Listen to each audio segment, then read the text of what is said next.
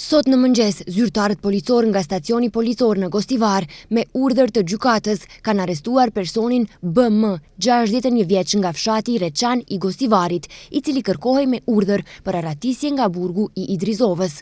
Personi me iniciale BM u dënua me 9 vjet e 11 muaj dhe kishin mbetur edhe 3 vjet, 5 muaj e 14 ditë për të kryer dënimin në lidhje me veprat e kryera penale të dënueshme nga neni 215 dhe 247 i kodit penal. Ai u dërgua në burgun Idrizov për të vuajtur pjesën e mbetur të dënimit me burg.